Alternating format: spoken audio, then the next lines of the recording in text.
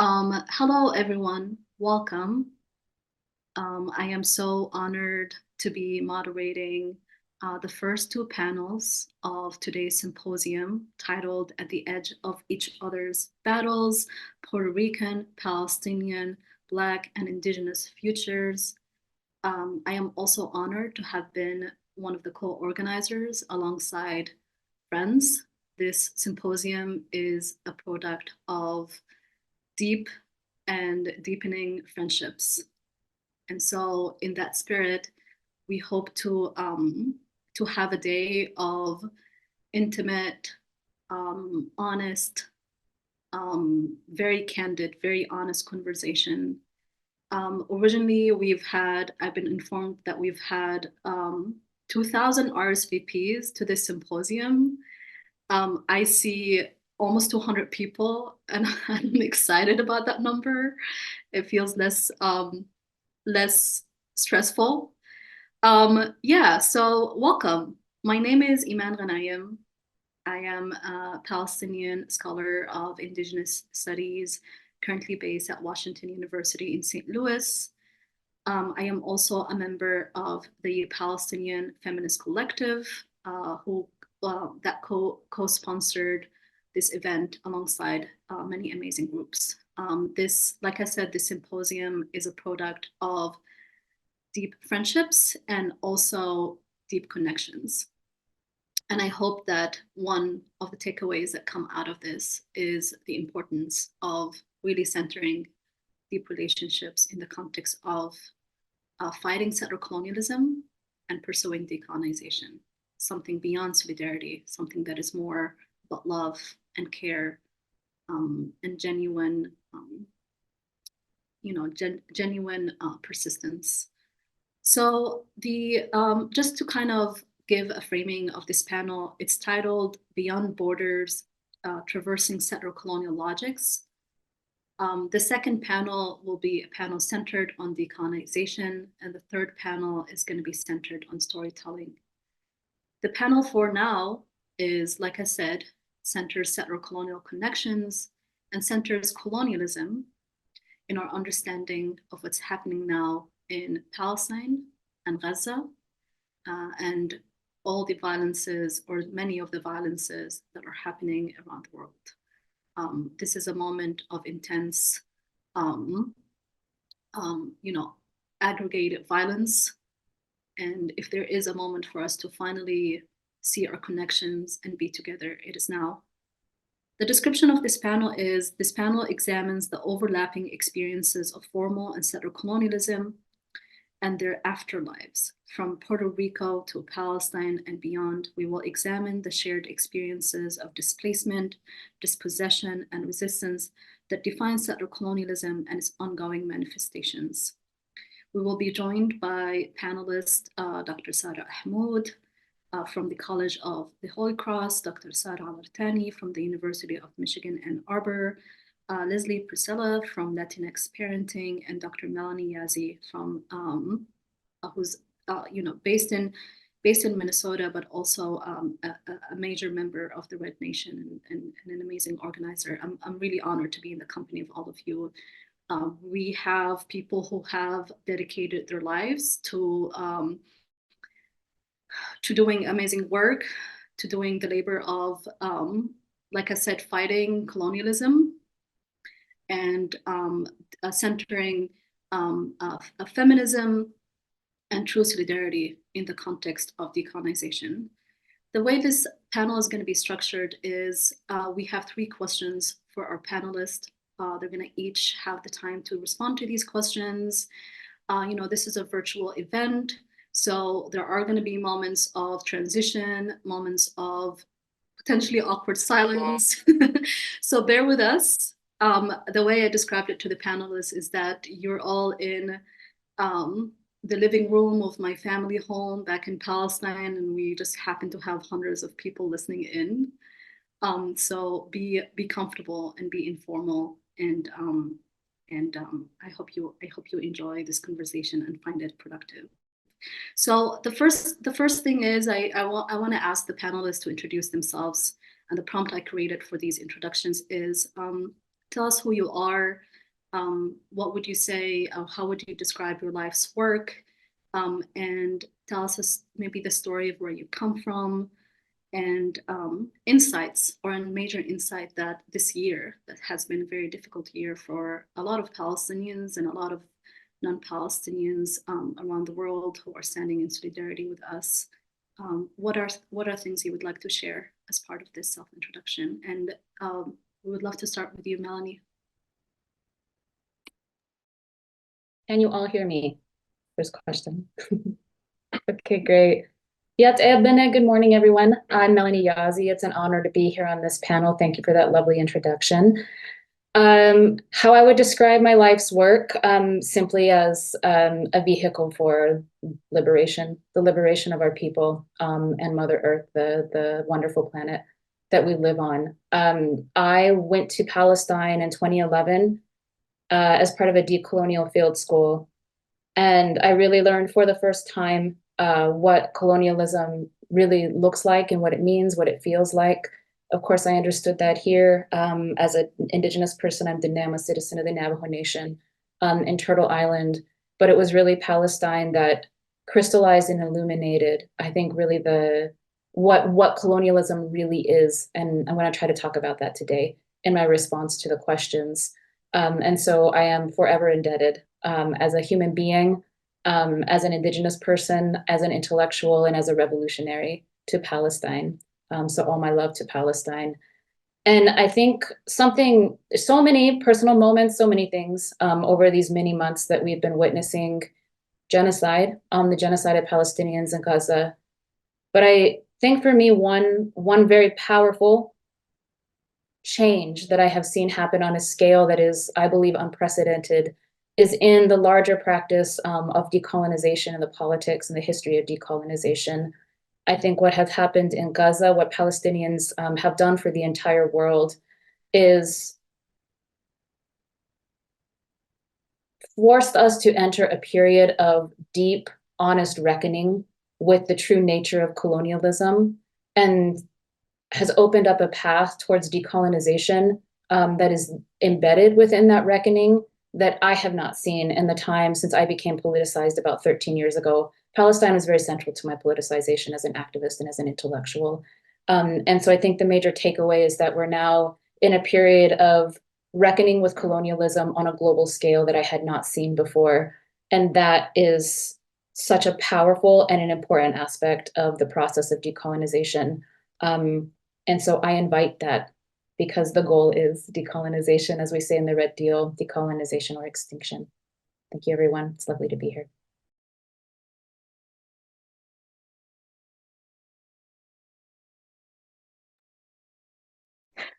I think I'm up next, so I'll go ahead and introduce myself. It's really an honor to be in community with you all today. And if you see me smiling off camera, it's because my cats are being extremely chaotic. But thank you all for gathering for these important conversations and for inviting me to be part of them.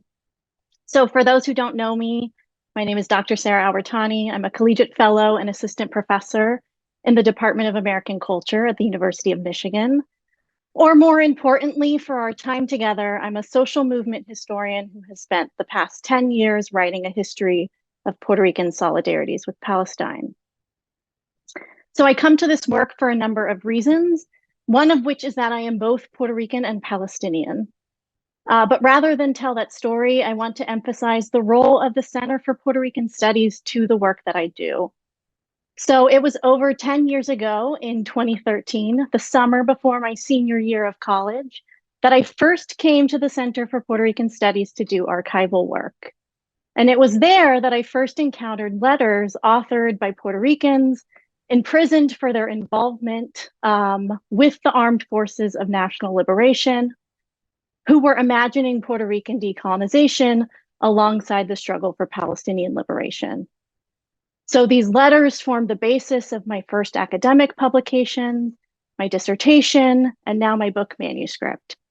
So an immense gratitude to the Center for Puerto Rican Studies for archiving and for continuing to archive our movement histories. And I'm so proud to know that Centro is one of the hosts of this event.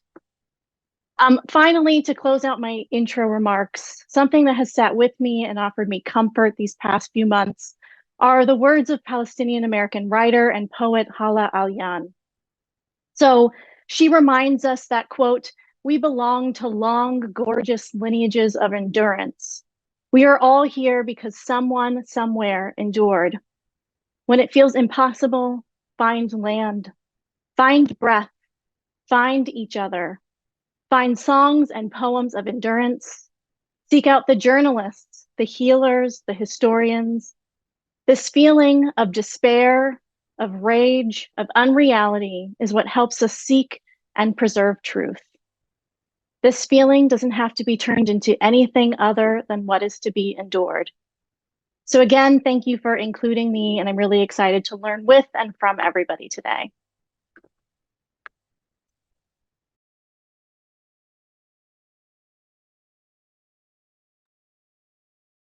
I'm happy to go next. Thank you all again for the wonderful opportunity to be in conversation. It's an honor to be here with you all today and to grow and learn from each other in this way. My name is Sara Ihmoud. I grew up in a mixed Palestinian-Mexican family on the south side of Chicago. My father was born in Palestine in a village named Turmosaya. He came to the United States when he was 17 to attend college, during which time he was deleted from the population registry by an Israeli military order. So he became a refugee overnight. And on my mother's side, my great-grandmother migrated here from Mexico by foot. So I began to grow into my own political consciousness through the experience of traveling to and living in Central America and the Caribbean in particular. And coincidentally, it was there that I also began to learn more deeply about my Palestinian identity from the people who had been a part of revolutionary social movements. I learned about the history of solidarity with Palestine, and I learned about the role that Zionism had played in the dirty wars in Central America, the ways that Zionism had colluded with and participated in the genocide of other indigenous people, for example, in the genocide of Guatemala. And so one of the lessons was early on that Palestinian freedom has always been a transnational project. It has always been about something so much bigger than the geography that we know as Palestine. And that encouraged me to return to Palestine, to go back and reconnect with the homeland that my father had been severed from, that he had not chosen to leave behind. And in this moment of bearing witness to genocide, from the space of shatat, from the space of diaspora, I feel myself stretching beyond what I thought it was possible to feel, both in terms of my grief and in terms of my capacity to love deeply. And I think that's the primary lesson for me. I can't unsee the images of mass violence that we are witnessing every day for the past 188 days of genocide in Gaza. I think I'm forever changed by this experience. We all are. And yet I'm also seeing the refusals of this brutality. I'm witnessing our people pull each other out of the rubble. I'm witnessing the deep love and care of our people surviving the most incomprehensible conditions that feels truly miraculous in this moment. And I'm overwhelmed by the depth and the power of our love for our homeland and our love for each other as Palestinians, and the knowing that this love is one of our greatest strengths and weapons against the colonial project. And this teaches us that, world ending and world making have always happened and are continuing to happen simultaneously. The more that we grow and cultivate our intimacies as Palestinians, the more that we do the work of resurgence. And the we that we are building in this moment, this web of intimate connections, this ecology of relationships based on the sanctity of our land, our way of life as Palestinians is so much bigger than Palestine. All those who are joining our movement, including those who are part of our conversation today, who are dedicating themselves in some small way to ending this genocide, are part of this ecology of love and of life making. And there is a clarity about the stakes of this struggle, as Melanie was pointing to, that we are witnessing the unfinished catastrophes of colonialism, right, of genocide, and of ecocide, which is a global project. And there is an ethical imperative in this moment to connect our struggles to build a world free of colonial dispossession, of militarization, of prisons, of national borders, of ecological devastation. And we are remaking the world in these intimate practices.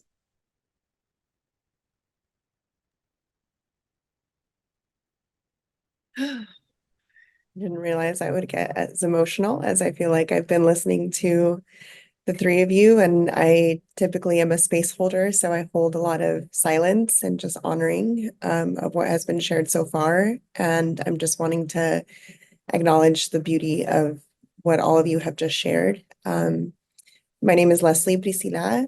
I am first and foremost a mother. I have 3 bicultural children. I am of Raramuri Tarahumara lineage of the central region of Chihuahua, Mexico, what is known as Chihuahua, Mexico. I am a parent educator. I am a space holder, like I said.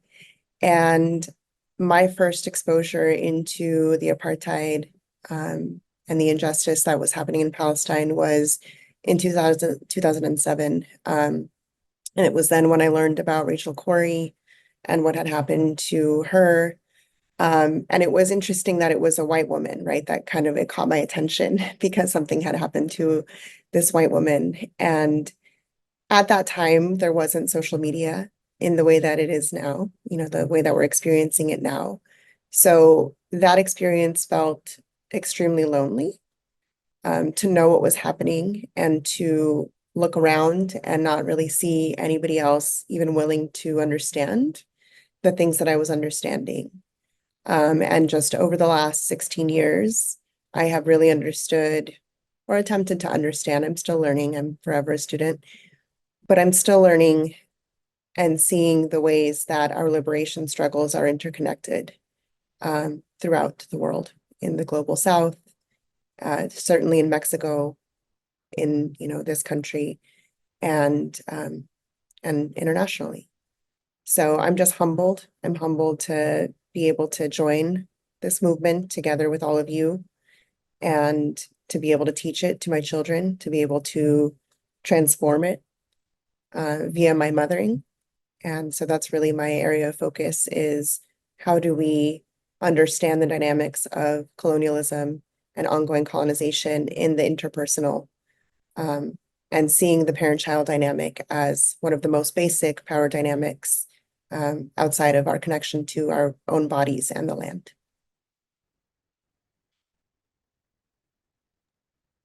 Thank you so much, everyone. So I will just share a quick entry point to my first question.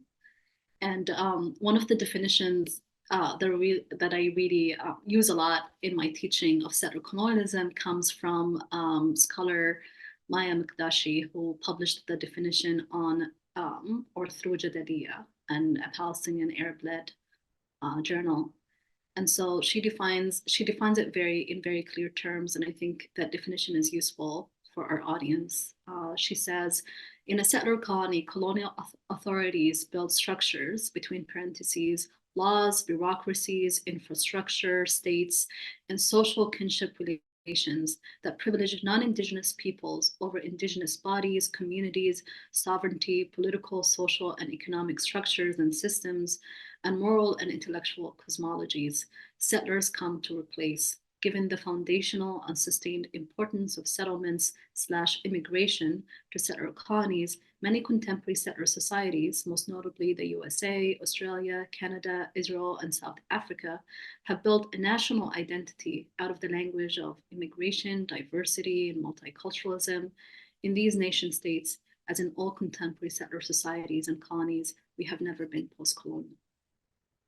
So I think that what we notice as happening, especially or specifically around the situation or the genocide in Gaza, is exactly that. People are conflicted about what terms to use. how to respond to people who want to deny what's happening as genocide, who deal with the events of the past year as some kind of anomaly rather than being part of a longer process. Melanie has mentioned finding inspiration in Palestine and an assertion of colonialism as a global thing, as a global connection, as a global history.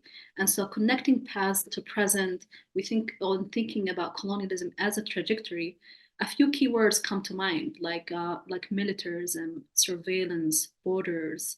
One of the words that have been used also in the context of denying Palestinian pain, selective humanity and dehumanization, colonial logics and gendered violence, especially since this is a symposium centered on feminist past and futures. Gendered violence is really important to highlight here. So, I use the term colonial logics. It appears a lot in scholarship by indigenous studies scholars and critiques of settler colonialism. But there's something paradoxical about the term, because colonialism feels illogical, it feels unlawful, it feels unhuman. Yet the term tells us something important about colonialism and those who adopt it as an ideology and culture. It always finds ways to rationalize and maintain itself. It has its own set of allies, its own network of relationships and solidarities, its own language, its own mindset, and like I said, culture, which is often disappears when we make the question purely political. And all of these values that settler colonialism creates for itself, it upholds it and perpetuates it, both locally and globally. So my question to you all is, how do you observe, very simple, very direct, how do you observe colonialism through your own respective context or vantage point in relation to what's happening right now in Gaza? How is the current genocide in Gaza an outcome of a global colonial history, phenomenon, reality? In other words, how do you understand it, not in isolation from other colonialisms? I'm going to suggest an order for responses, but feel free to drop it. I was going to put it in the chat, but we have a very active audience, and I appreciate all the comments and feelings being shared. So maybe we can start with you, Sara, Sara Awartani, then hear from Melanie, then Sara, then Leslie, please. Well, thank you so much for starting with this beautiful question. So since October 7th, we've really seen an unprecedented number of Puerto Ricans, largely in the archipelago, but also among those of us here in the diaspora, who have taken to the streets to organize and march in solidarity with Palestinians, right? And this is a solidarity that's necessarily born out of comparison. So whether folks are calling for a ceasefire, discussing the role of gendered violence to colonialism, or demanding the kind of total liberation of Palestine, many Puerto Ricans are describing being called to action because Puerto Rico, like Palestine, faces a similar struggle against colonialism. And what I've noticed among the journalists doing the important work covering these protests is a tendency to describe Puerto Rico and Palestine as parallel struggles, as having historic parallels. And what I want to propose, again, being very much the historian in the room, is that there's actually much more than even just historic parallels. There is very much a long, rich history of Puerto Rican solidarities with Palestine. But regardless of whether we use the language of parallels or comparisons or this long history, what all of these things point us to is exactly your question, which is that what is happening in Gaza is not an anomaly, and it is not divorced from these larger histories of colonialism. So I want to pivot a bit here to a conversation I recently had with graduate students here at the University of Michigan, who asked me kind of about what propelled me to do this sort of research, to insist on writing this sort of history that really centers resistant knowledge born out of our own communities. And so I explained to them that even as a college senior, I was really driven by this desire to kind of write against the exceptionalism that so often characterizes how we talk about and how we produce scholarship about both Puerto Rico and Palestine, right? So think, for example, of even the language we use for both. We think of Puerto Rico's status question. We think of the Palestine problem. My cat's making an appearance now, which somehow renders both of these spaces as like uniquely complex, detached from larger power structures, and as unable to be solved. And so what my research has really always been driven by this desire to connect and compare Puerto Rico and Palestine. And what I found early on in doing this work is that, again, there is a long and rich history of Puerto Rican radicals themselves organizing in solidarity with Palestine and drawing comparisons between Puerto Rico and Palestine. So in my work, this is a story that I tell and that I trace back to 1970s Chicago, to the history of the armed forces of national liberation. And I'll talk a bit about that, hopefully, in the next questions. And then also to the history of the movement to free these political prisoners following their arrests. So again, what I find really beautiful, whether in our movement work we see today or in these larger histories of solidarities that I study, is this importance and the utility of comparisons for resisting precisely these structures, right? That lead people to believe that what's happening in Gaza is some anomaly. And I want to really ground our conversation in knowing and acknowledging that solidarity, that parallels, that comparisons, that these are all tools that help us refuse to further isolate Palestinians, or for that matter, Puerto Ricans, right? So I'll end just with the refrain I've kept returning to these past few months, which is that a history of Puerto Rican solidarities with Palestine is a history of Puerto Rican Chicago, which is also a history of the United States' efforts to deliberately cast the Puerto Rican independence writ large, not even just the kind of armed factions that I focus on, as a terrorist and as an illegitimate political threat, right? So this is also, of course, a story that Palestinians themselves know all too well. So I'll end it there.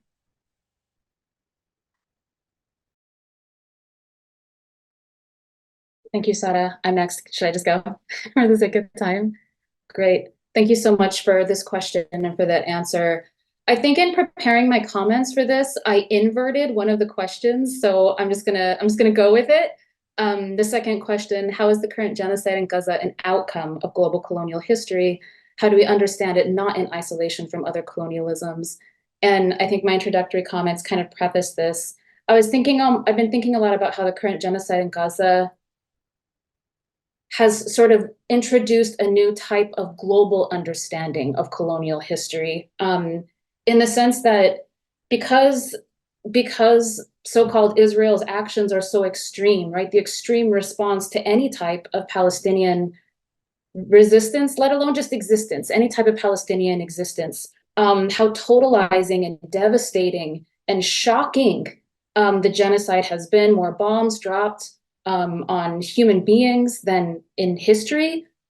Certainly the one of the worst crimes against humanity we've witnessed in our lifetimes. That reading the extreme nature of the colonial response to the Palestinian refusal to leave, the Palestinian refusal to disappear, is in a perverse but also in an important way pedagogical for the rest of the world.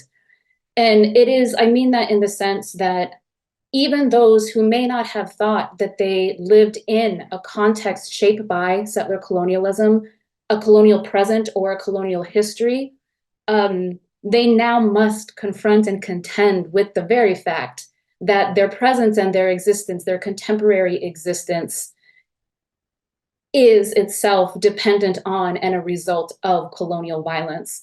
And that violence laid bare in such shocking, massive ways to us, the entire world witnessing this genocide happening in Gaza, it means that we now understand what colonialism is. And by we, I'm talking about humanity. And I'm especially talking about people who maybe don't want to admit or don't see themselves as part of a colonial project. I'm not talking about indigenous people. We know what colonialism is, whether we're Palestinian or Diné or otherwise, people in Turtle Island and otherwise. I'm talking about the beneficiaries of colonialism, including everyday people, including the states and the politicians, the ruling class, even sometimes the working class, that colonialism is one thing, it is violence. The only language that colonialism speaks is violence. And that violence can look like the law, that violence can look like bombs, that violence can look like the slow death, right? It can look like the disappearance and the murdering of Indigenous women, which is what MMIW formulated to address and to stop here in the context of Turtle Island. But colonialism is pure violence. And this is what we now understand it to be. And so any type of liberal fiction of the goodness that colonialism might bring, the universal human rights that liberalism brings, we now understand that that is an alibi for what we now see is the truth, that colonialism is violence, and that violence requires the disappearance and the elimination of Indigenous presence and Indigenous people. And so in that sense, the whole world is watching. The whole world is learning, and in a way that I haven't seen before, and at a scale that I haven't seen before. And I think that is why even the notions of solidarity or even like internationalism, I myself have been thinking have almost been like the language and the way that I was even conceptualizing that before October 7th has been failing me a little bit in trying to describe the way in which not just our understanding now of colonialism as pure violence has cohered in a very powerful way, but so too is our response to it.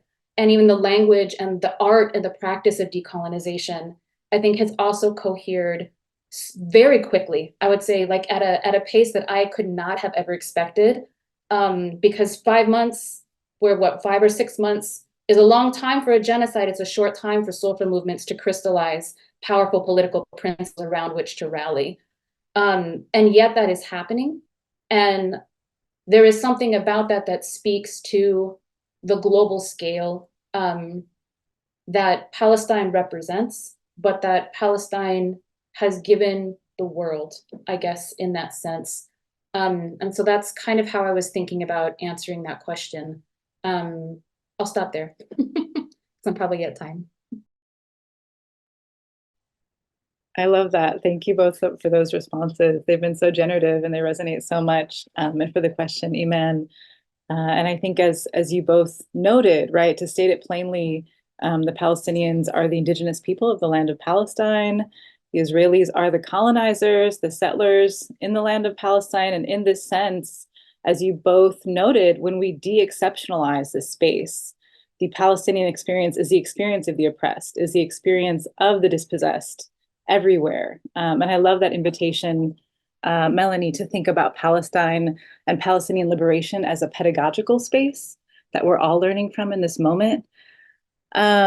Right now, right, we see, as you all stated so clearly, the solidarities between Israel, the United States, and other white settler states that are colluding to enable this genocide in Gaza today, which are rooted in the values of European colonialism and the logics that grow out of the colonial encounter. And right now, as Palestinians, we are living through a state of genocidal war, whether we're living in Palestine or in the Shatat, in exile. And that is not, of course, to suggest a collapsing of these spaces, right? But to mark how we are connected and affectively tethered to each other in this moment. Here in the Shatats, we don't materially experience the weight of the bombs dropping. Our bodies are not bearing this genocide in the same way as our people in Gaza who are being physically killed and dismembered, but we are being targeted through different mechanisms by the Zionist project. And that is precisely part of the aim of genocide. The colonizer wants to make us feel so disempowered by the violence our people are experiencing, by what we are witnessing, and by the way that affect travels through these different circuits of witnessing violence on a mass scale. They want to make us feel too defeated to continue resisting, to continue to carry out this legacy of our people's survival, to continue the Palestinian story. And this is a kind of spiritual warfare. And I think in this moment, we have to remember that the opposite of violence is not nonviolence. The opposite of violence is creation. And as we witness the utter devastation that our people in Gaza are living through, and as we feel that devastation in our bones, as we grieve and act and do everything in our power to stop this genocide, we are also in the process of honoring, of celebrating and continuing our history, our ancestors, and practicing resurgence. We are practicing our creation. We are in the midst of an accelerated process of practicing our humanity and remembering our intimacies as a people, and our kinships and intimacies with so many other people across the globe. And that teaches us that Palestine is not just a place or geography that is sacred grounds for so many people around the world. It is a paradigm. Palestine is a paradigm for the state of the world as a colonial world. And simultaneously, it's a paradigm for the alternative futures that we so urgently need, and the alternatives that we are working to create in being part of this liberation movement and belonging to this beloved community. And something I've been sitting with the past few days are the words of Walid Daqqa, written in captivity. And Daqqa was a leading Palestinian intellectual and revolutionary. He was the Zionist regime's longest held prisoner at the time of his martyrdom last week. And the occupation has said that they will continue to hold his corpse captive until the end of his prison sentence in March of next year. And he wrote, quote, "To numb oneself to shock and sorrow, to become immune to the pain of others and any and all others, and to let feelings grow dull in the face of atrocity. This is a daily struggle and obsession for me, a test of my resilience and a measure of my own steadfastness. For to empathize with humanity, to feel and share in its suffering is the essence of civilization. The essence of man lies not only in his will or his labor, but in his capacity to feel, to empathize with other human beings. It is this very essence that is targeted in the life of a prisoner over hours, days, and years. You are not targeted solely as a political being. The primary target remains the social and human being within you. The target is any connection you may have with others and with nature, even your relationship with the prison guard as a fellow human. They do everything to make us hate. The target is love," end quote. So I wanted to uplift that because I think it's really important what he's writing, that the Israeli colonial project works to hold all of us captive right now. It works to target our bodies, our families, our lands, our intergenerational memory, and our capacity to love. And in the midst of this, as the colonial project continues its attempts to brutalize, to kill us, to dehumanize us, we know that it is the oppressor who has been dehumanized. We are still able to feel grief, to feel the suffering of others. We are still capable of love. And in attempting to hold us captive, they have imprisoned themselves. In attempting to kill our humanity, they have destroyed their own. In attempting to limit our capacity to love, they have only emboldened and broadened our capacity to love. And it is the colonizer who has lost their humanity and who have become the monsters they have painted us to be. So at the same time that we are witnessing the resurgence of the fault lines of global power in order to enable this genocide, we are also witnessing the resurgence of our love for each other, of our depth of feeling that Walid Daqqa so eloquently put it is at the heart of the Palestinian liberation struggle. And that depth of feeling travels along with our story across geographies. It reverberates for other people who have been held captive to these same logics of colonial war, of genocide. And in this moment of crisis, we allow ourselves to connect more deeply with each other. We become more deeply committed to each other's liberation. And this is how we collectively exercise our humanity. Because to exercise your humanity in a system that is at war with you, a system that is intent on your annihilation, that is the path of radical love. And that is what our people in Gaza are teaching us right now, and the work that we must continue to do.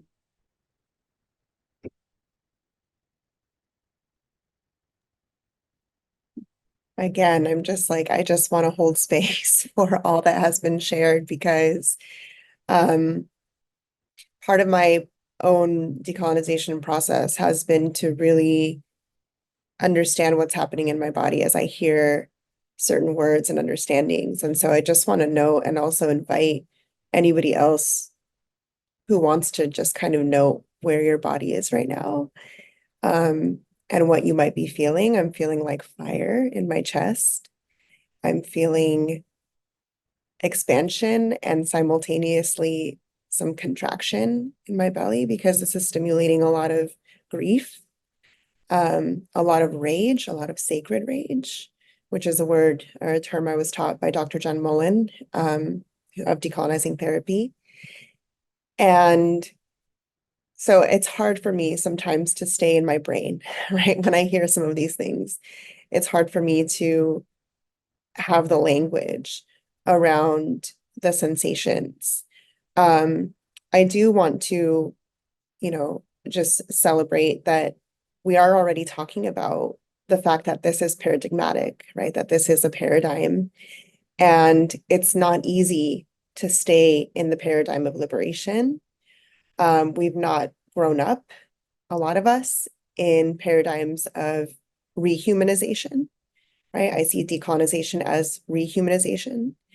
I see colonialism thriving on that dehumanization and also lateral violence, right? The ways that we turn against each other in very colonial ways, that we forget ways of being gentle with one another, right? It's very easy for me to point a finger at a Zionist Israeli and say, what you're doing is wrong and hurtful.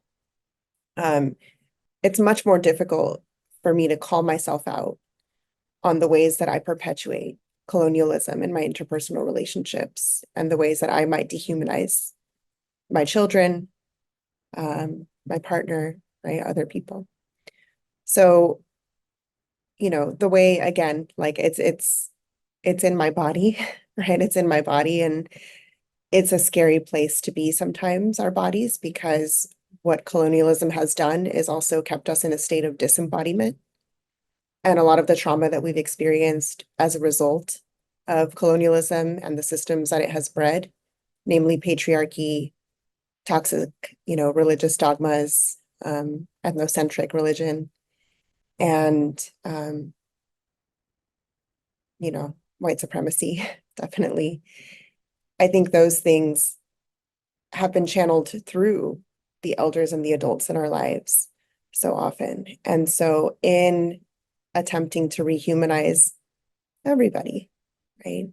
I also just want to name those channels, right? That it's not the people, it's the people as channels for those systems. And so in order to confront those systems, dismantle those systems, abolish those systems, we need to ensure that people's humanity remains intact. That gets very hard, right? You ask me to humanize Netanyahu right now. I don't know if I can get there very easily. And at the same time, we have to understand how to prevent further violence. And for me, that's a step that I have to take in trying to humanize and trying to understand and trying to contextualize and trying to understand all the pieces at once and feel into how my body's processing that.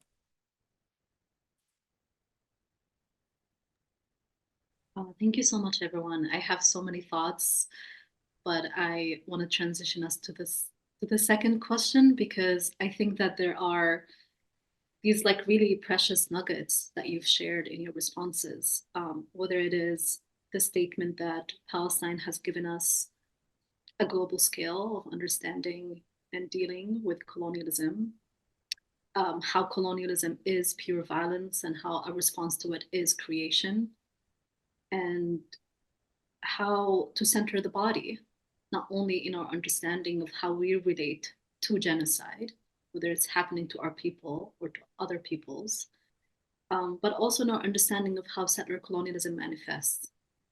And I think the reason why this panel wants to center colonialism, because colonialism makes things simple, not necessarily it being simple, but it makes things simple. It sets right and wrong, good and evil, and it does not allow a negotiation around words and around what we see with our eyes, right?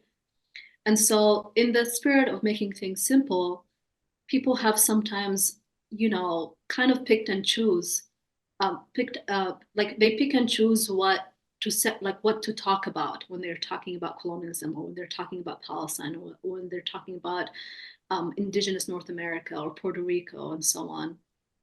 And I think that one of these like oversimplifications is kind of separating different aspects of violence that are at play. And so in the spirit of centering violence, especially in the context of the physical, of the body and the feelings, I want to hear more about how you understand gendered violence in the context of what's happening in Palestine, and more broadly in the context of settler colonialism. And how do you respond to people who kind of dissociate or isolate, to return us to that word from the first question, the question of gender from the question of colonialism? And please feel free to take that question however you want. My suggested order of responses, like this is a class, is Sara with an H, Melanie, then Leslie, then Sara Awartani. Thank you, Eman.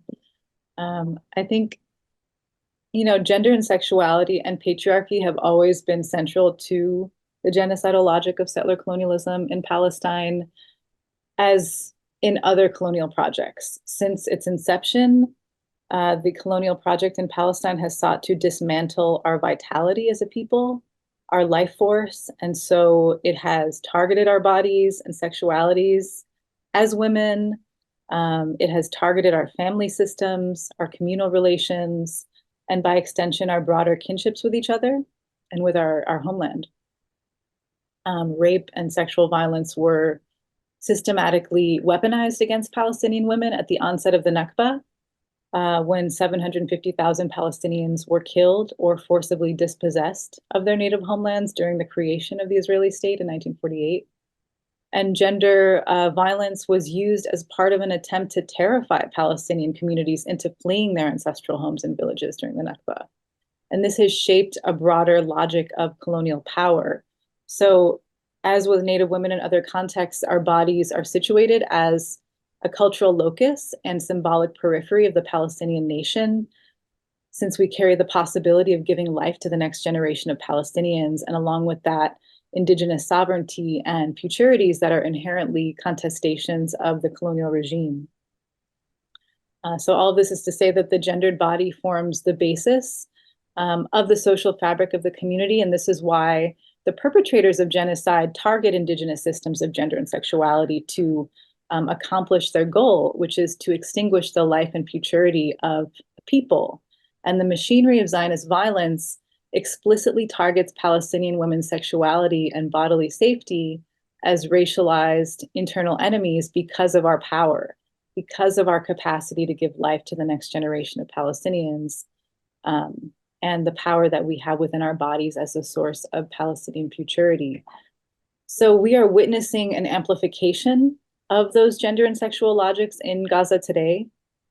We have seen that 70% of those killed during this genocide thus far are women and children, that women's reproductive capacities are being targeted explicitly, that our future generations are being targeted not only with military strikes, but also with mass starvation. And we are watching the testimonies of sexual violence, including the rape of Palestinian women by Israeli military forces, pouring out of Gaza. So war is always about a performance of hypermasculinity. And we are watching that play out again during this genocide because of what indigenous women's bodies and sexualities represent: land, reproduction, sovereignty, and the possibility of indigenous futures.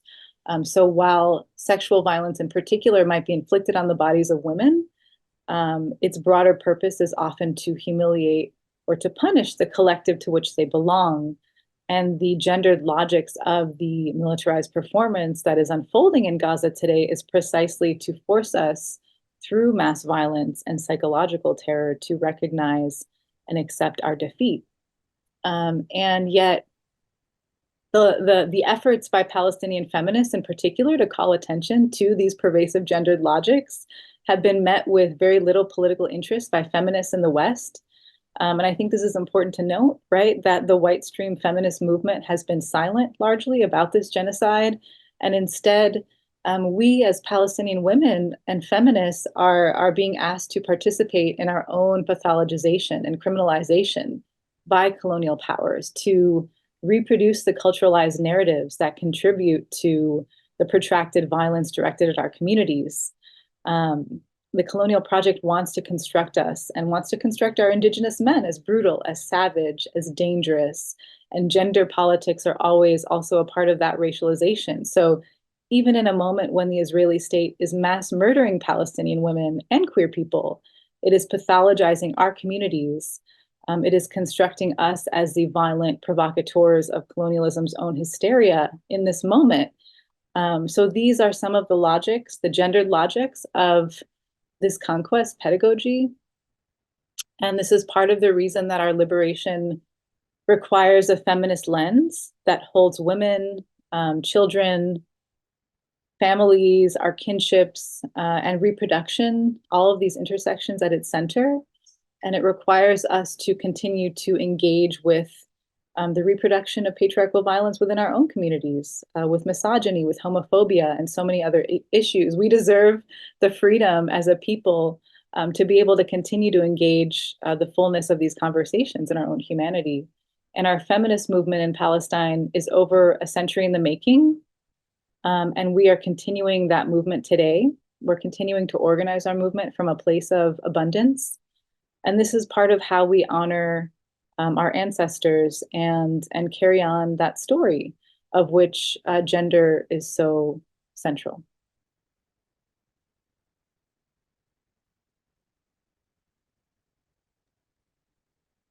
Honestly, Sara just said everything I was gonna say, which is wonderful because I think the analysis of gender in relationship to colonialism, you can't just offset gender because as many Indigenous feminists, particularly in the North American or the Turtle Island context have argued, right, the violence against Indigenous women specifically is constitutive of settler orders. This is how settler nation states come into existence, and that's how they reproduce their identity as such, as colonialism persists.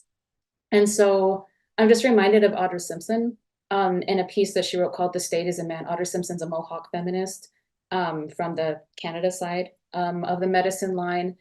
And she argues that Indigenous women are uniquely targeted by settler states and by the settler order because we carry a heavy symbolic load of the kind that I think that Sara just beautifully articulated.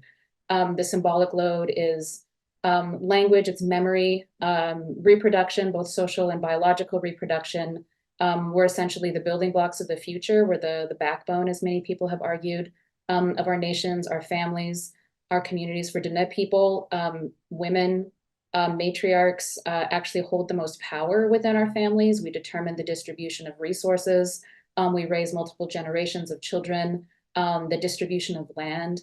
And so we're actually quite central, right? We're central to the alternative modes of life and relationality that the settler state sees as incredibly threatening. And so this is the symbolic load that we carry, at least in the mind of settler order. And so there's a great deal of anxiety that is built around the presence of Indigenous women, right? And Indigenous women threaten settler order simply by existing, by having children, right? By having the kind of customary power in our communities and our nations that we have, because it is with us that alternative political order or that alternative future that predates the advent of colonialism and that I firmly believe will still be here after colonialism crumbles, as we are actively watching colonialism crumble around us. That of course is incredibly threatening because, as I said earlier, if we understand colonialism as pure violence, then, as you said, Eman, like colonialism does not allow any alternatives. And this is what we've seen, I think, in starkest relief, given the genocide in Gaza. There is no negotiation. Colonialism requires total control, and it requires total elimination of Indigenous presence and the total elimination of Indigenous futurity. And so you can understand then why Indigenous women are disproportionately targeted, because we carry this symbolic load of the alternative that is then deemed a threat. And then there's entire infrastructures of violence and carcerality and threat containment that enlivens the settler state. This is how it expresses itself. This is how it forms laws and expresses its identity. And you can see that in Palestine, I think as Sara really beautifully articulated, but you can definitely also see that here in the context of US and Canadian settler colonialism. And so given this, I have been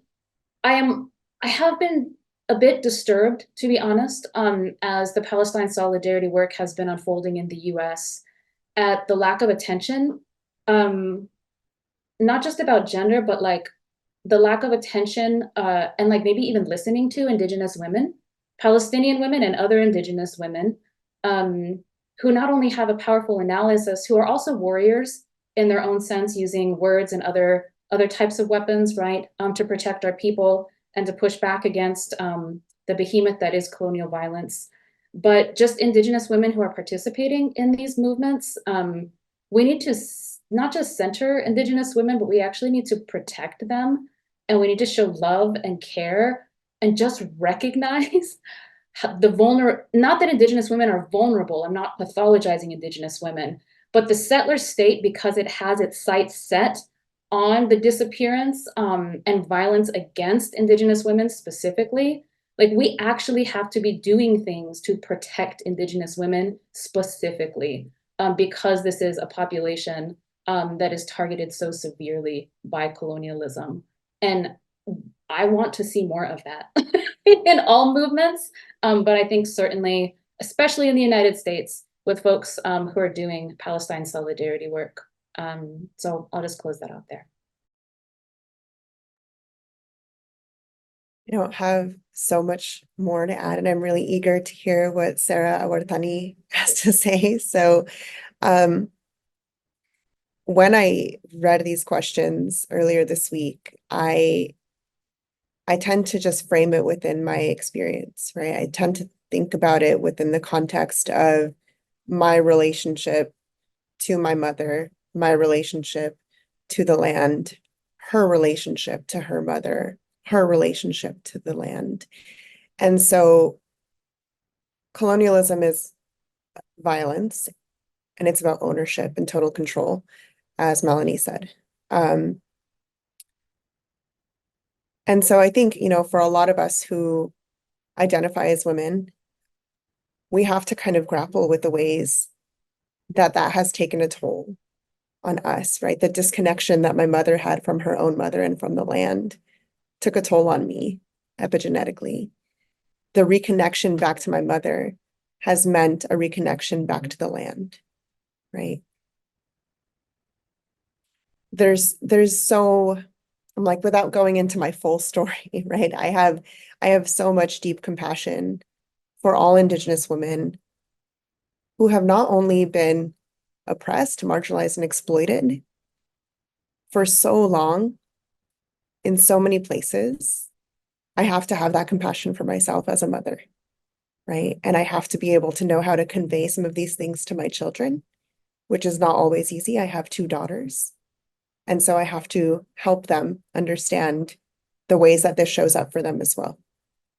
And so, again, when I read these questions, I have to look at it in the context of how did this impact me as a detribalized Indigenous person, right? How did the anti-Indigeneity that was absorbed into my family, how did that look? Marrying into whiteness, marrying into white supremacy is one of the ways, right? My mom, myself, right? There were so many points of reflection that I've had, I think, especially in the last probably 8 years or so, where I'm recognizing how insidious it is, right? It's very subtle and it's very prominent.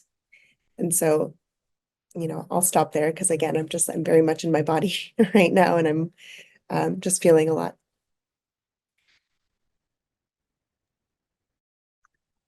Okay, well, I'm going to take us in a different direction, but related. But I'm going to try and draw really quickly on two stories from the archive to help us kind of think through this question. So first, on the role of gendered violence to the project of colonialism. So some background info to the document I'll share. But on April 4th, 1980, and this might be a story folks know, but police arrested 11 Puerto Ricans just outside of Chicago for their alleged involvement in the armed forces of national liberation. So upon their arrest, all 11 immediately took the position of prisoners of war.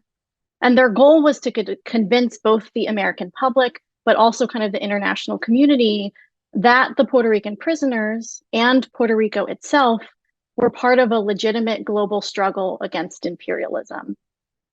So they were trying to make the claim that they were neither fanatical terrorists or common criminals, as the United States was trying to convince people to believe, but instead that they were captured combatants in a war for national liberation against US colonialism, and that they were freedom fighters. So that's their position. So here's when I'm going to try and share my screen. So bear with me. Okay. Can we see my screen? I don't see the chat now, so I don't know. I'm assuming yes. Beautiful. Yes. Okay. Sorry. So a month later, on May 16th, 1980, the Puerto Rican prisoners, their legal counsel, and the National Committee to Free Puerto Rican Prisoners of War actually submitted a formal proposal to the United Nations for recognition as prisoners of war. So I want to tell a really brief story of one of the stories hidden in this 174-page document. So in making the case that the prisoners were in fact deserving of international recognition as freedom fighters, this drew upon many things, but one of them was kind of this emerging evidence that both the United States and Israel had been sharing policing and counterterrorism policies. So for example, wait, now I got to try and click slides. There we go. The petition included extensive evidence of prisoner Heidi Torres, her experiences in the federal jail of Manhattan, where she was continuously monitored by the FBI. So objecting to this surveillance on the grounds that it served no true security purposes and functioned only to kind of further intimidate the Puerto Rican independence movement, the petition claimed that, quote, unlike any prisoner, she must have all of her visits approved by the federal police, who have refused her all of her visits, tauntingly telling her she could have a visit from an officer of the Israeli army. Now, the petition doesn't belabor this point any further, but the implied threat of physical violence, torture, or even worse, rape by an Israeli soldier is immediately apparent, right? And it would presumably have raised alarm in its readers, particularly those from the UN Human Rights Commission and the Special Committee on Decolonization. So that's one story from the movement archives. Second, the archive also offers us stories on the role of gender and feminism to our liberatory work. So here we go. So take, for example, political prisoner Carmen Valentin. So Carmen was really steadfast in her solidarity with Palestine throughout her early years of incarceration. And as an aside, she was also instrumental to facilitating the connections between Puerto Ricans and Palestinians in Chicago. But to this document, in 1983, 3 years after she was arrested, she commemorated International Women's Day by penning a statement published in Libertad, the official journal of the campaign to free the Puerto Rican political prisoners. She dedicated her statement to, quote, our great Palestinian revolutionary, Leila Khaled. So Khaled was a member of the Popular Front for the Liberation of Palestine, and had also been branded a terrorist by the US and Israeli governments. But to Carmen, Khaled represented the courage, sacrifices, and promises of liberation. Quote, let us embrace together, men and women, with the hope of forming a chain of strength that will destroy the capitalist system of repression, she told Libertad's readers. So those are two stories from the archive to kind of ground us in this history.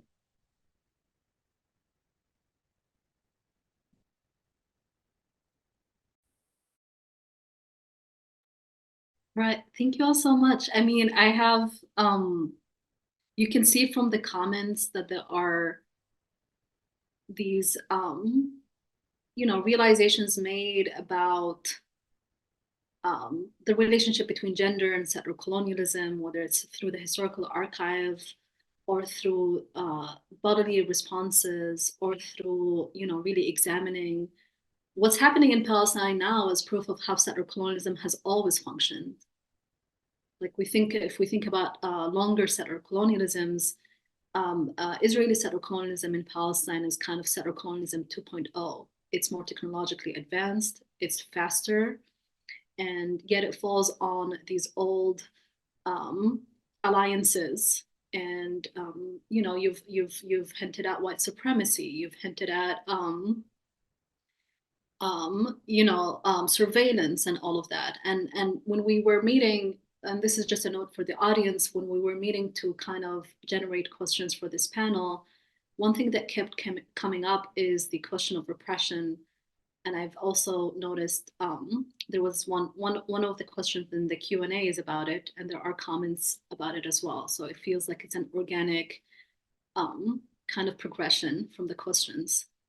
Because we can talk about settler colonialism, we can criticize settler colonialism, but at the other end of it, there are people who are being targeted for these criticisms and for these actions.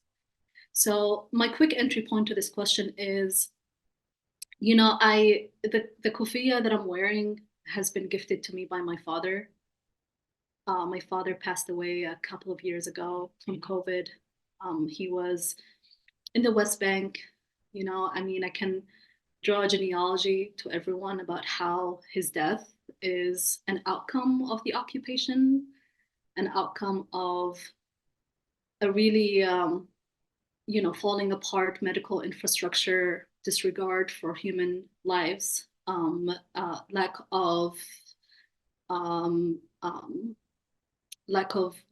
medicine in different forms. And I remember when I came to the US 11 years ago to pursue my PhD, my father was like, Eman, I got you something. And he pulls out two kufiyas, one black and white and one red. My favorite is the black and white. If you know, you know.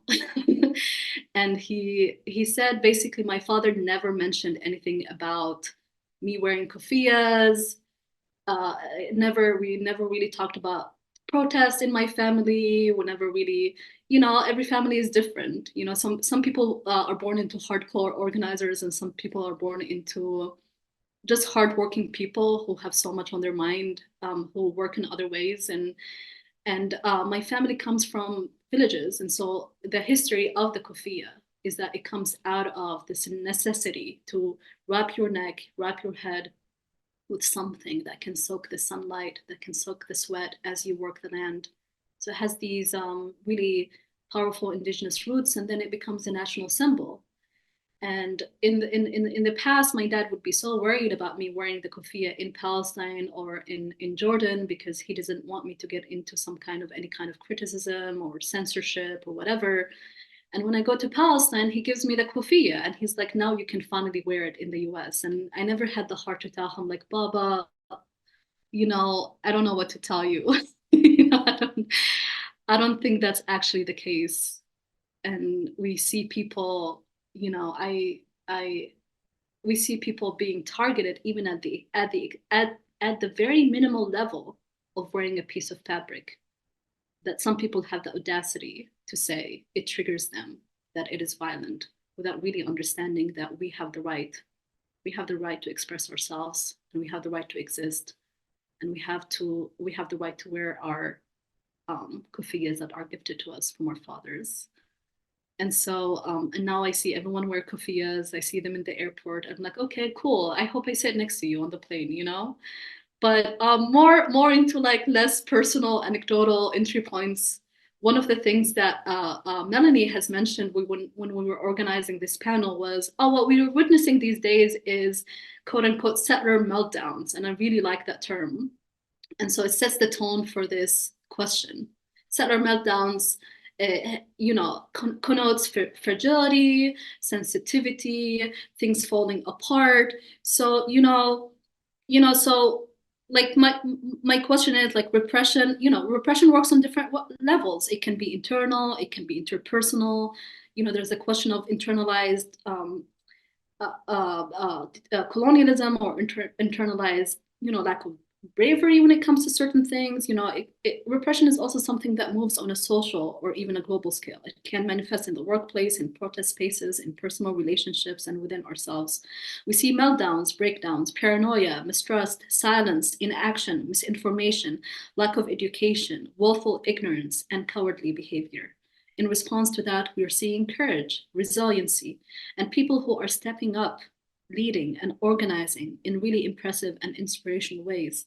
We have not been able, as Palestinians, and the Palestinian in this space would agree, we have not been able to maintain a momentum this long in our recent memory. And so it's really impressive because a lot of people are showing up in ways that are so inspirational, even to us Palestinians witnessing it.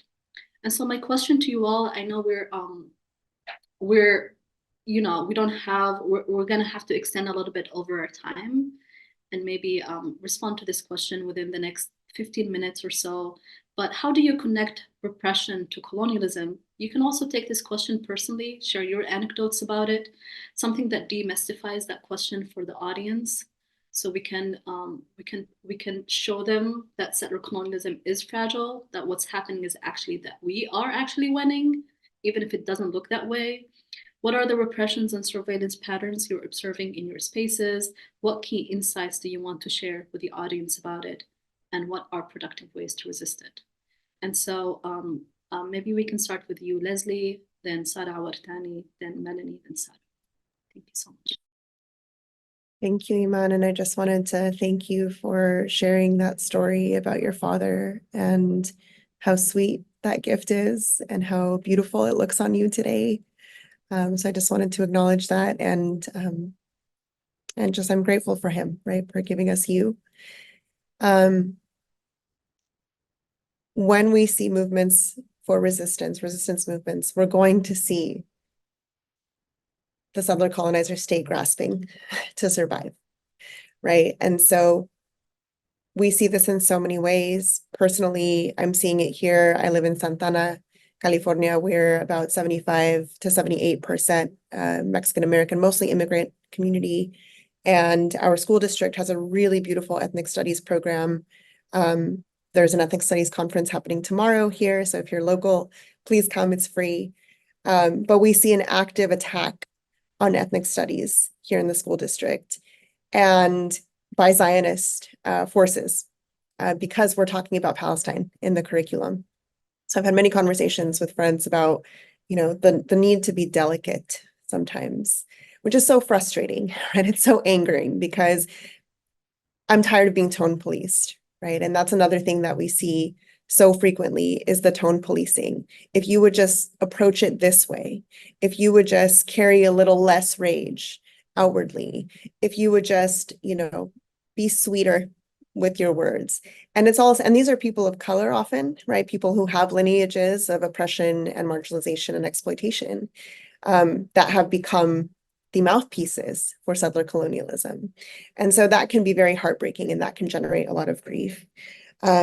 We see it in education, right? We see it with the ethnic studies, but we see it in academia, higher levels of academia as well.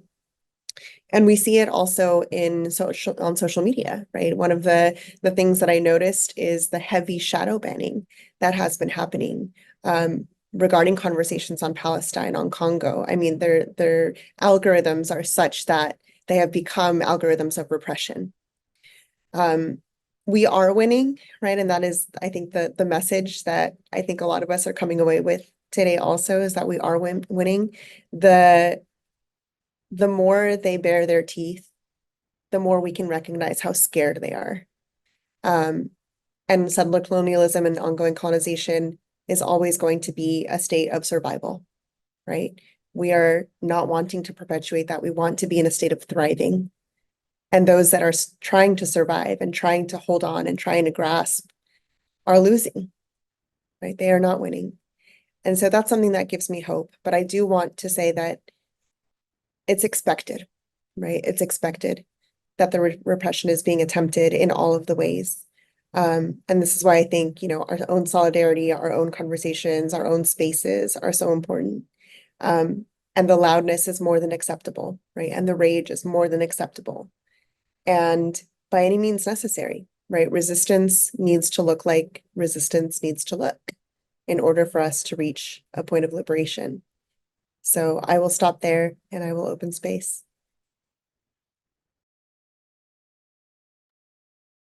Can folks still hear me? Sorry. I got the sound of doom that my headphones were dying. Okay, we're good. So we'll try and make it through. Thank you, Leslie, for your comments are so beautiful and grounding, and I feel like such the professor coming after you with my archival documents. So I just want to thank you for kind of the stories that you're sharing, which are doing so much work for my body, which is always tense. So again, I'm going to thank you for, I'm so glad we're ending on this really important question of repression and resistance, which is something that I think about in my work. It's something that I teach in my courses here at Michigan. And again, I think the archive, especially that of Puerto Rican Chicago, offers us really important lessons. So in the history of solidarity that I trace, I'm arguing in part that Chicago's Puerto Rican radicals stood in solidarity with Palestine, not only out of these big revolutionary commitments to struggle, but also out of shared organizing histories. So in the 1970s, for context, both Puerto Rican and Palestinian Chicago found themselves consistently monitored by local and federal authorities. For Puerto Ricans, this is part of a broader federal investigation into the independence movement. And for Palestinians, it's in response to Palestinian quote unquote terrorism, including among these programs is the Nixon administration's Operation Boulder, which, if folks don't know, was a federal program that, among many things, threatened to deport Arab and Arab Americans deemed suspicious of terrorist activities.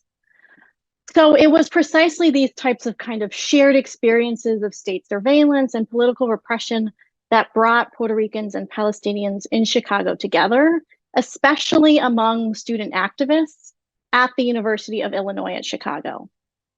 So this is a long story. It's one that I couldn't possibly tell in the few minutes that I have. But I've published parts of it. So if folks are interested, I hope they find that resource if they want to learn more.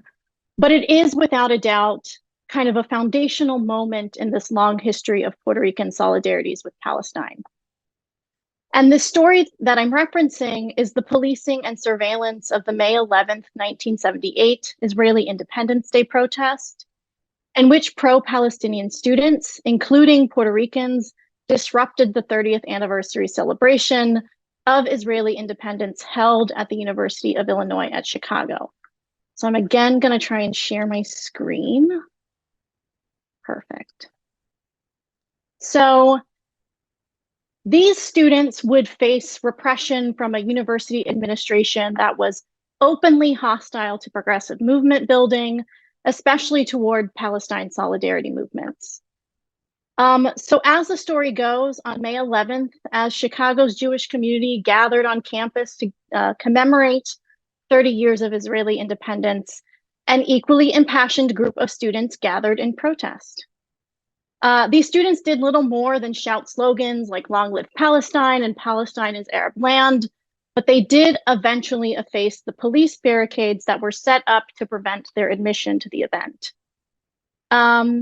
And so that afternoon, pro-Palestinian students, again, including Puerto Ricans, met the full force of university-sanctioned policing and surveillance with over 40 officers called in as the protests unfolded.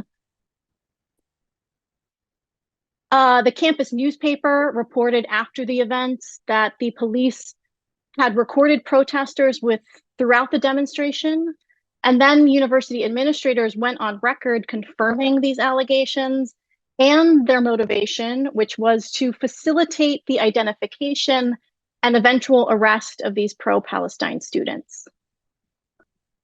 So in the aftermath, pro-Palestine students quickly organized against the threat of arrests, with much of the campaign led by Puerto Rican students. Take, for example, Edwin Cortez. On May 24th, he read a statement to the Board of Trustees arguing that a dangerous precedent was being set. So according to Cortez, to prosecute pro-Palestinian students was to openly collude with Israel. And he wasn't just isolating Israel here. In fact, he really pointed to a larger history of illegal surveillance and political repression already happening on Chicago's campus, including how administration had allowed the Chicago Police Department to collect information on students for nearly a decade. So I'll end here with the story that Eddie tells, or with what Eddie tells the Board of Trustees, which is one of the most powerful moments I've encountered in the archives, and is something I've thought about almost every day since October 7th, as we once again see the kind of criminalization of solidarities and protests on our campus. So in the defense of Palestinian activism, Edwin Cortez told the Board of Trustees, point blank, quote, "The university cannot continue to permit the administration to make a mockery of academic freedom and turn this university into a police citadel. Is this the University of Illinois or the police state of Illinois?"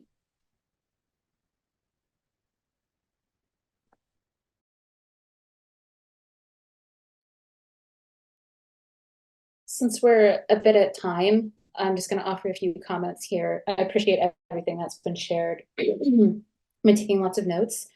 But just to kind of bring us back and maybe to help synthesize, since that's kind of how my mind works, to help synthesize when we have these really incredible far-reaching conversations, that when I introduced myself, I didn't say that I'm a professor in the Department of American Indian Studies at the University of Minnesota. And so I know we're often taught, especially like humanities scholars, to deal in the world of complexities, especially like theoretical complexities.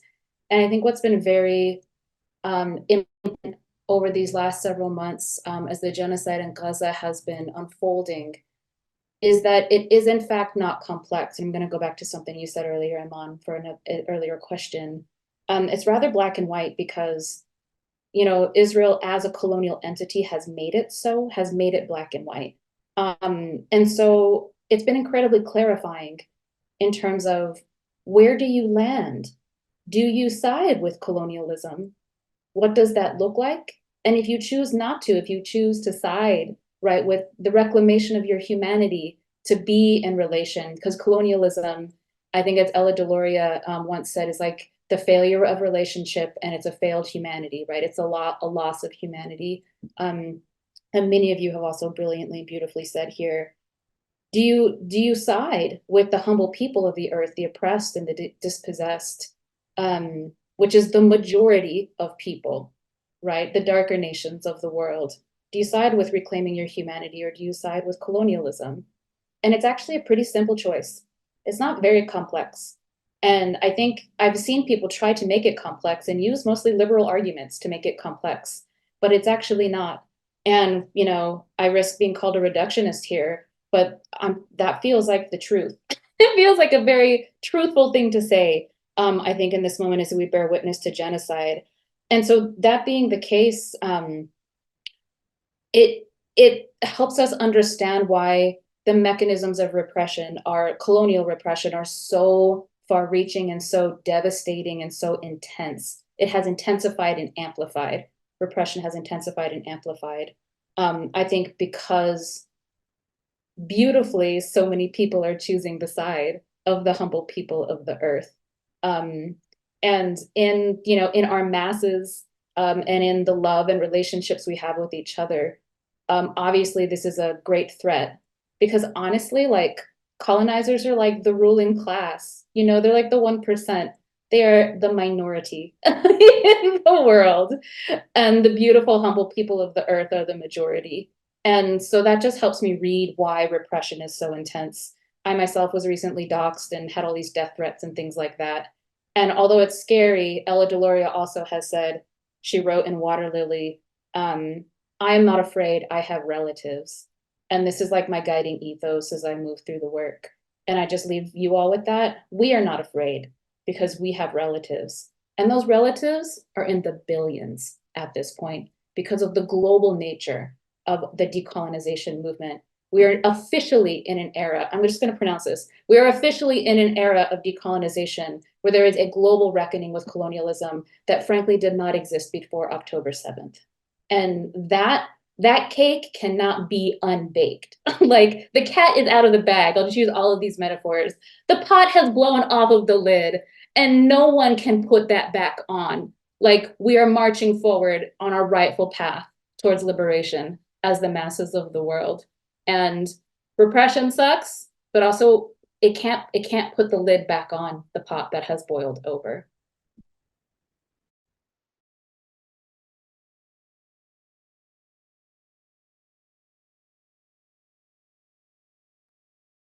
Wow, I love that so much. I wish we could just end with those comments. That was a mic drop moment, Melanie.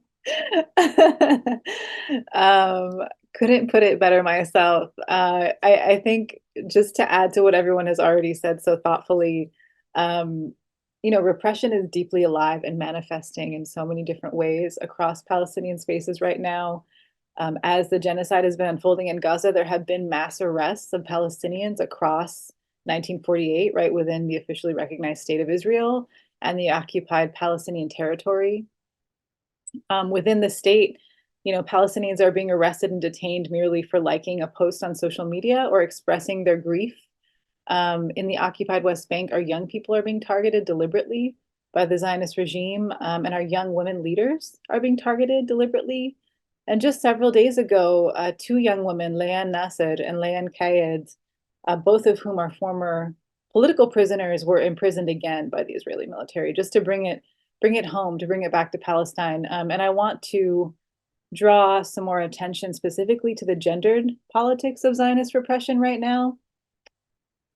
As I noted earlier, just at the same moment that we are calling attention as feminists to the gendered logics of colonial dispossession and to genocide, we are being asked to participate in our own criminalization by colonial powers. And today these politics are playing out specifically in the demands that Palestinian feminists and our allies, both back home and here across diasporic spaces, condemn the sensationalized accounts of mass sexual violence on October 7th, to which as of yet no actual evidence exists. So in this logic of Zionism, a refusal to admit that mass rape occurred on October 7th becomes a form of further incrimination, even as the Zionist regime actively rapes and pillages our bodies and our lands.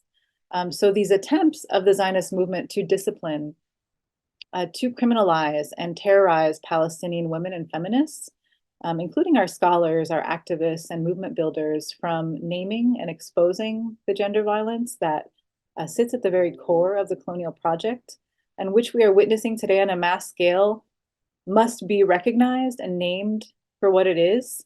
It is a recycling and retrenchment of the very gendered logics of Israel's genocidal politics in another form. And as I've written previously, and as Melanie and Sara and other folks have pointed to, right, these are not new manifestations. Many of us have been targeted, have been doxxed. Many of us have faced Israel's violent attempts to silence us, to discipline us with punitive ramifications, personally, politically, when writing or speaking out about the injustices facing the Palestinian people, including histories of gender and sexual violence. In fact, this gendered and sexualized backlash we face highlights the fact that this is an extension of colonial gendered politics, right? And so, you know, as feminists, even as we know that rape and sexual violence are endemic to armed conflict, and we condemn gender violence within our own communities as essential to our liberation as a people, we recognize the cruel irony that the very language and discourse of feminism is being used to repress feminist voices speaking out against genocide and to justify our own elimination as a people. So we have to ask the question, right? What is Zionism performing when it simultaneously rapes and violates our women, mass murders our children, and attempts to starve us to death while disciplining us for naming this as genocidal? We know that this is an attempt to break our spirits, to make us too afraid to continue speaking, writing, and acting defiantly as Palestinian women and feminists for our people's freedom. We see this as a further attempt to demonize us as Palestinian women, to invade our intimacies, to assault the senses, and orchestrate affects of widespread fear, terror, and defeat. And this disciplinary violence is a key aspect of what Palestinian feminist scholars understand as what they call, quote, the cunning of gender violence, where ironically, the very rhetoric and recognition of gender violence exercised by authority figures in the global governance community, right? Western nations and their allies can too often hide or elude the gendered violence and criminality of powerful state actors attempting to hide it in plain sight. So the Zionist Project's instrumentalization of rape claims to inflict more violence and repression on Palestinian women and feminists speaking out against mass atrocity is meant to disempower us, to discipline us into silence and complicity. And these are precisely the abusive gender tactics that are so central to weaponizing rape and sexual violence during intensified military conflict and the genocidal policies that the Israeli state carries out in Gaza today.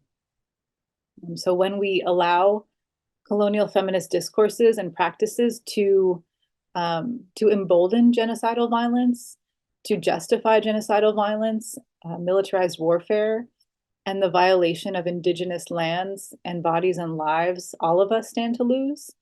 And if we're serious about ending sexual violence and genocide and armed conflict, then we have to take Palestinian women's well-documented claims of gender and sexual violence seriously. And we have to reject the violent reproduction of the cunning of gender violence.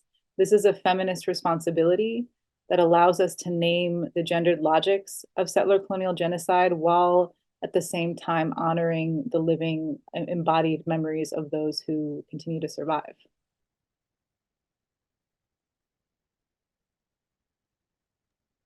Thank you all so much. I loved your metaphors, Melanie. I was going to put that in the chat. I was going to say, I was just going to express gratitude. Thank you so much for sticking around for 20 more minutes to share your experiences and stories and insights. Our hope for this symposium was for people to know if they're feeling the way we've been feeling, that they're not alone. If they need encouragement with making settler colonial connections between Palestine and other places, to definitely go for it. Palestinians and indigenous people say we should. And if they are feeling the burnout, if they're feeling the repression, that this is all a sign of like we said, settler meltdowns, but also that we are winning, you know? And so I want to express my gratitude for the audience that's been really active in the chat, which is something I really appreciate. And I was also going to say, I looked through the questions, and you know, the third panel is designed for the audience to share their questions and share their stories and have a chance to express more of their feelings. The only thing that I was going to comment in regard to the Q&A section is Jessica's question, which is the second question listed, is going to be responded to in our next panel. So our next panel is taking place at 2:30 p.m. Eastern Time. That's 11:30 Pacific, 1:30 Central. I hope you all can join, including our panelists, if you have the availability. This panel was about looking into the past and the present. The next panel, which is titled Collective Liberation, Imagining Decolonial Possibilities, is going to look onto the future. And we're really excited to hear the voices of people who are going to tell us also more things that are good for the heart on how to do this all together. The last thing I was going to say is that we're going to leave the Zoom open. The organizers have shared that it was hard for people to join into the Zoom, so we're going to keep it open. We're going to play music for the next hour. Yeah, we'll reconvene in a bit. And I hope you can take this as a break to grab lunch and to be re-energized. Thank you so, so much for our panelists, amazing human beings. I have so much love for you all. Thank you for making the time in the midst of all of this. I know it's been a really busy time for you all, so thank you so much. I cannot put it in enough words.